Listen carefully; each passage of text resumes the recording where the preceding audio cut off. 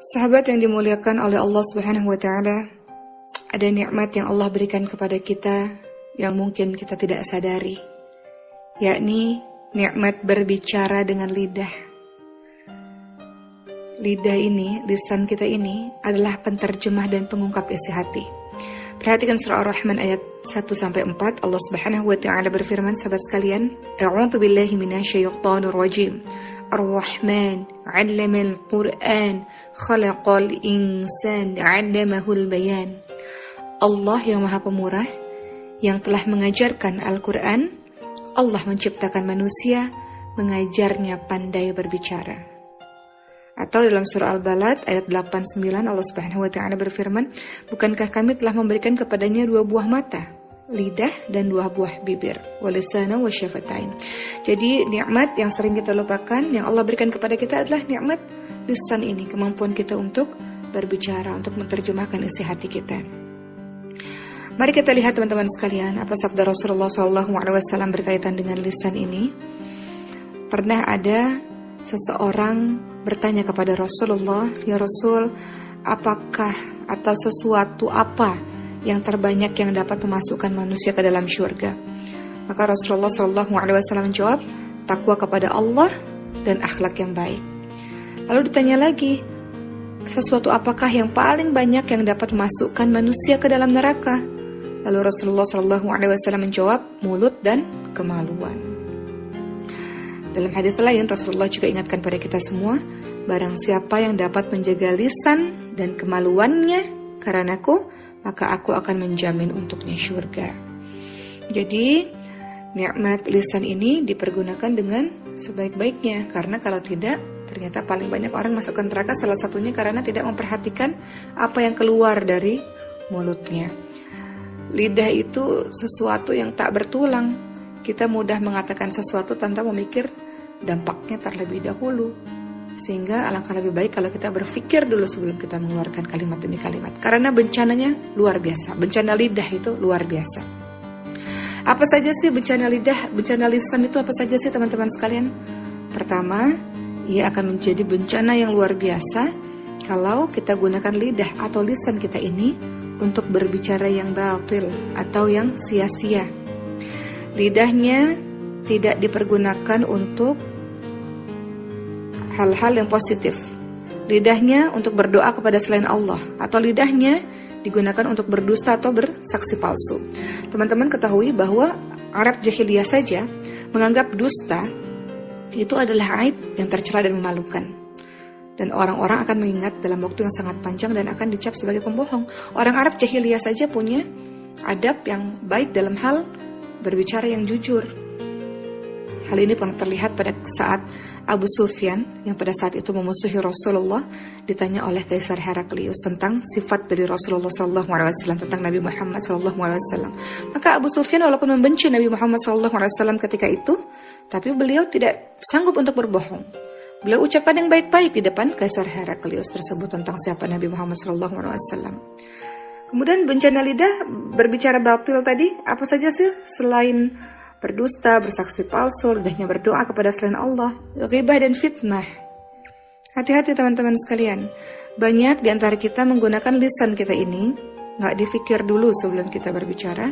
Kita lakukan atau kita pergunakan lisan kita ini untuk ghibah atau untuk fitnah.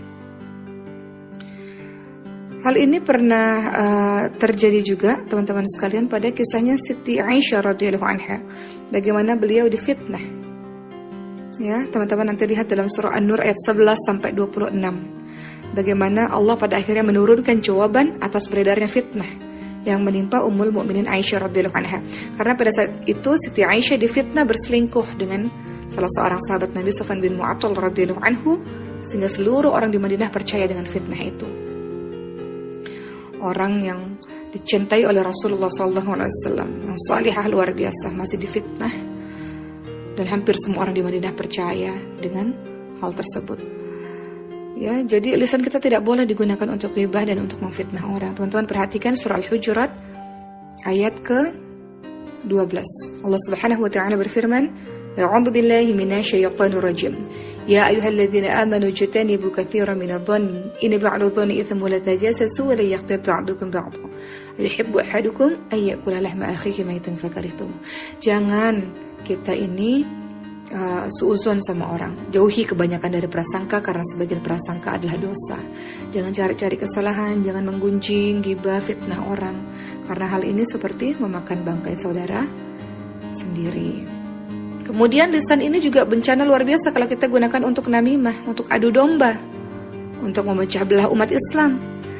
Contoh seperti yang dilakukan oleh Abdullah bin Ubay bin Salul dalam perang Uhud misalnya. Memecah belah umat Islam, mengadu domba, ngapain kalian semua perang dalam perang Uhud? Pada saat itu ada 1000 pasukan Uhud, ngapain kalian ikut perang? Untuk apa kalian mati sia-sia begitu saja? Akhirnya diadu domba. 300 orang pasukan Islam mundur gak jadi perang karena mendengar kalimat dari Abdullah bin Ubay bin Salul yang kerjaannya memecah belah umat Islam.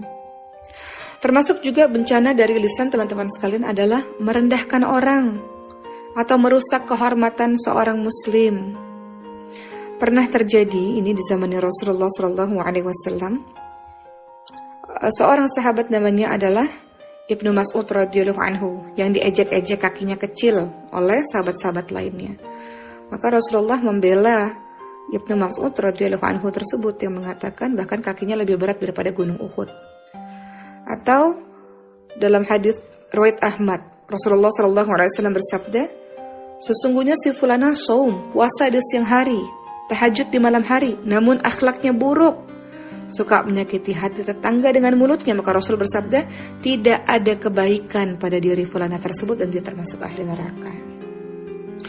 Jadi teman-teman sekalian, hati-hati dengan lisan kita. Termasuk bencana lisan tadi, yang pertama adalah berbicara batil, hal yang sia-sia yang tidak ada gunanya, yang di dalamnya ada dusta, kemudian bersaksi palsu, ghibah, fitnah, namimah, adu domba, termasuk juga sumpah serapah atau bernyanyi-nyanyi lagu yang tidak ada manfaatnya sama sekali. Dan juga bisa menjadi bencana lidah, bencana lisan juga. Dan berikutnya yang kedua, bencana dari lidah atau bencana dari lisan adalah kalau kita diam dari kebenaran yang wajib diucapkan. Maknanya adalah ada maksiat di depan mata, lalu kita diam saja. Ya. Ingat perkataan Sufyan Ats-Tsauri rahimahullah, beliau berkata, ibadah yang pertama kali adalah diam, kemudian menuntut ilmu, mengamalkan, menghafal, dan menyampaikannya. Jadi gak boleh tuh kalau orang Islam mengatakan, sudahlah maksiat urusannya dia, saya sih menghargai kalau dia mau buat maksiat, dia mau zina, itu urusan dia, bukan urusan saya. Gak bisa. Seorang muslim itu kalau ada maksiat depan mata gak boleh dia diam saja. Kalau ada maksiat yang dia ketahui gak boleh dia diam saja. Kata Rasulullah apa? Halangi keburukan itu dengan kekuasaanmu, dengan tanganmu. Kalau gak bisa dengan lisan. Kalau tidak bisa, ingkari bahwa itu perbuatan yang tidak benar di hadapan Allah Subhanahu wa ta'ala. Jadi teman-teman sekalian, hati-hati dengan lisan kita, karena bencana lisan atau bencana lidah itu bisa mengenai pribadi, masyarakat, atau umat Islam secara keseluruhan. Rasulullah SAW ingatkan, man kana yu'minu billah wal yawmil akhir falyakul khairan aw liyasmut. Barang siapa yang beriman kepada Allah dan hari akhir, hendaklah dia berkata-kata yang baik atau dia diam. Atau dalam hadis lain, Rasulullah SAW ingatkan, sesungguhnya ada seseorang yang berbicara dengan satu kalimat dan dia tidak menganggapnya berbahaya dengan sebab satu kalimat itu, justru dia akan terjungkal selama 70 tahun ke dalam neraka. Ya, jadi maknanya dia menganggap remeh-temeh lisan yang dia keluarkan atau kalimat yang dia keluarkan, padahal justru kata-kata yang dia keluarkan membuat dia masuk ke dalam neraka Allah Subhanahu wa ta'ala. Jadi think before posting, misalnya kalau di sosial media, berpikir sebelum posting segala sesuatu, berpikir sebelum berbicara. Apa kata Imam Syafi'i rahimahullah, sahabat sekalian? Jika seseorang menghendaki berbicara, maka sebelum berbicara hendaklah dia berpikir. Jika jelas nampak maslahatnya, maka berbicaralah. Dan jika ragu-ragu, maka jangan berbicara sampai jelas maslahatnya. Begitu teman-teman sekalian. Atau dari Sufyan bin Abdullah, ia berkata, aku berkata, wahai Rasulullah, katakan kepadaku dengan satu perkara yang aku berpegang dengannya. Maka Rasul menjawab, katakanlah Rabbku adalah Allah, lalu istiqamahlah. Lalu Sufyan bin Abdullah ini berkata lagi, "Wahai Rasulullah, apakah yang paling Anda khawatirkan atasku?" Maka Rasul pun memegang lidah beliau sendiri dan bersabda, ini nih, lisan ini yang paling berbahaya, yang paling dikhawatirkan. Maka jagalah lisan, sahabat sekalian, dan ingat bahwa keterjagaan dan lurusnya lidah atau lisan sangat berkaitan dengan kelurusan hati dan keimanan seseorang. Yang dikatakan oleh Nabi Muhammad SAW, iman seorang hamba tidak akan istiqamah sehingga hatinya istiqamah.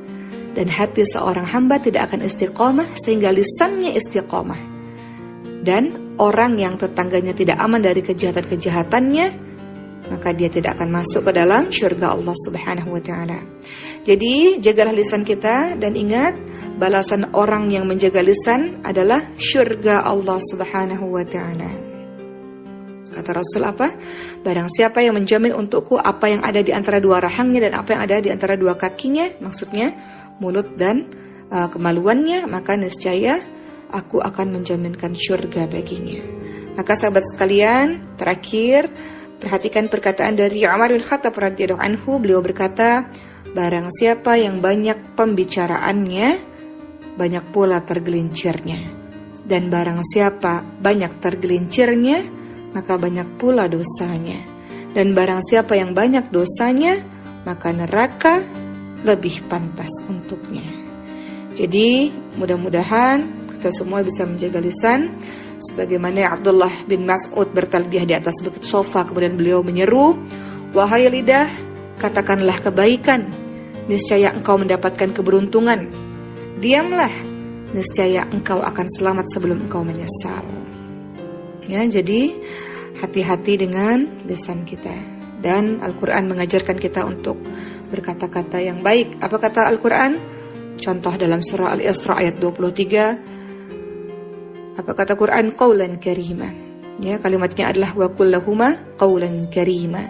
Ucapkanlah perkataan-perkataan yang mulia.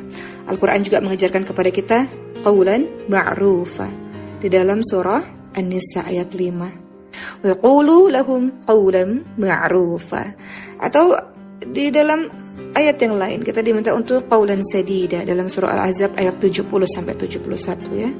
Diminta untuk qaulan sadida. Sadida itu berarti jelas, jernih, terang. Ucapan yang tepat, yang timbul dari hati yang bersih. Sebab ucapan adalah gambaran dari apa yang ada dalam hati kita. Kemudian Al-Quran juga mengatakan qaulan baligha dalam surah An-Nisa ayat ke-63. Yakni bicara, kalau kita berbicara, bicaranya sampai ke hati, kepada seseorang. Baligha itu artinya sampai, ya. Jadi qaulan baligha dimaknai sebagai perkataan yang sampai dan meninggalkan bekas di dalam jiwa seseorang. Juga Al-Quran menganjurkan kepada kita untuk qaulan masyura. Masyura artinya mudah. Qaulan masyura maknanya adalah kita diminta kalau berbicara dengan perkataan yang mudah, menyenangkan, dan tidak mengecewakan.